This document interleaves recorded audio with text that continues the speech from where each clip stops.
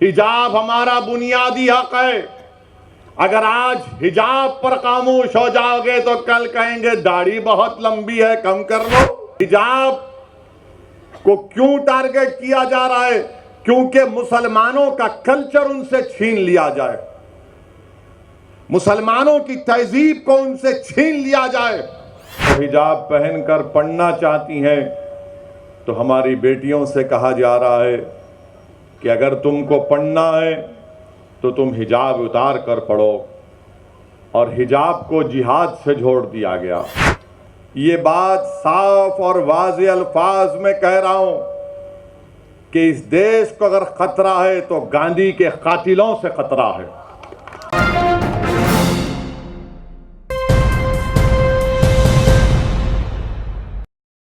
जहां पर आप और हमसे कहा जा रहा है कि हमारी बेटियां, हमारी माएँ, हमारे घर की हमारी बीवी, अगर वो अपने पसंद से हिजाब पहनना चाहती है तो हमसे कहा जा रहा है कि नहीं, हिजाब नहीं पहन सकते। अगर वो हिजाब पहनकर पढ़ना चाहती हैं तो हमारी बेटियों से कहा जा रहा है कि अगर तुमको पढ़ना है तो तुम हिजाब उतार कर पढ़ो, और हिजाब को जिहाद से जोड़ दिया गया। आप बताइए मेरे अजीज दोस्तों और बुजुर्गों, हिजाब पहनना भारत के संविधान के तहत जो आर्टिकल है 29 के तहत हमको इजाज़त है कि अपने कल्चर पर चलें। सुप्रीम कोर्ट का फैसला है कि कौन क्या खाता है, अपने घर में क्या पहनता है, वो उसका बुनियादी हक है, फंडामेंटल राइट है, मगर उस पर सवाल उठा रहे हैं। फिर बात हिजाब पर ख़त्म नहीं हुई, अब आ गई बात हलाल गोश्त पर भी बात आ गई कि नहीं, हलाल गोश्त नहीं खा सकते, बल्कि हलाल गोश्त से कह रहे हैं कि उस पर पाबंदी लगा दो। फिर वहाँ पर इक्तफा नहीं किया तो बात अब बढ़कर आ गई कि अगर मुसलमान अपनी काबिलियत और अपनी मेरिट के ऊपर नौकरी हासिल करता है तो उसका नाम दे दिए जॉब जिहाद का नाम दे दिए। अगर हम अपने पैसों से ज़मीन खरीद के घर बनाते हैं तो कहा जाता है ये लैंड जिहाद है। आप बताइए, हिजाब को जिहाद से, हलाल को जिहाद से, घर को जिहाद से, नौकरी को जिहाद से, हर चीज़ को मुसलमानों के ताल्लुक़ से वतन अजीज़ में एक नफ़रत की फ़िज़ा पैदा की जा रही है। हमारे हिंदू भाइयों को ये पैगाम दिया जा रहा है कि इस देश को अगर ख़तरा है तो मुसलमानों से है। मैं आपके दरमियान में खड़े होकर ये बात साफ और वाज़ेह अल्फाज में कह रहा हूँ कि इस देश को अगर ख़तरा है तो गांधी के कातिलों से ख़तरा है। इस देश को अगर खतरा है तो नाथूराम गोडसे को अपना हीरो मानने वालों से, इन जालिमों से खतरा है। मगर इस पर बात नहीं होगी। गोडसे के भक्त आज ये नफरत की फिजा भारत में पैदा कर रहे हैं।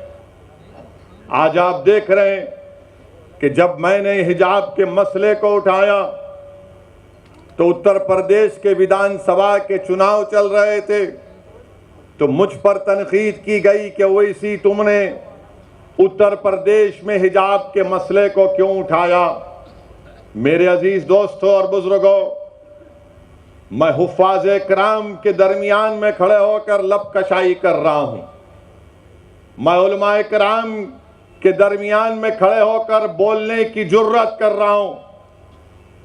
मैं सियासत के मदरसे का तालिब इल्म हूं और सियासत सीखने की कोशिश कर रहा हूं, और सियासत का तालिब इल्म होने की बुनियाद पर मैं ये कह सकता हूं कि हर चीज़ इस्लाम दुश्मन ताकतें ये देखती हैं कि मुसलमानों को मुल्क के एक हिस्से में चुमटी लेकर देखो, तनकीद करके देखो, इनको हिला कर देखो, इनका रद्द अमल क्या होगा। जब मैंने हिजाब के खिलाफ आवाज उठाई और कहा कि हिजाब हम पहनेंगे, हमारी बेटी, हिजाब हमारा बुनियादी हक है, अगर आज हिजाब पर खामोश हो जाओगे तो कल कहेंगे दाढ़ी बहुत लंबी है, कम कर लो।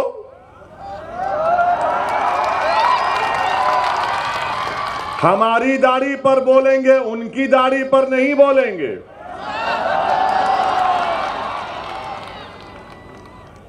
कल कहेंगे कि नहीं टोपी बड़ी ठीक नहीं है, टोपी उतार लो। तो ये कोशिश जो मुल्क में की जा रही है वो क्या है?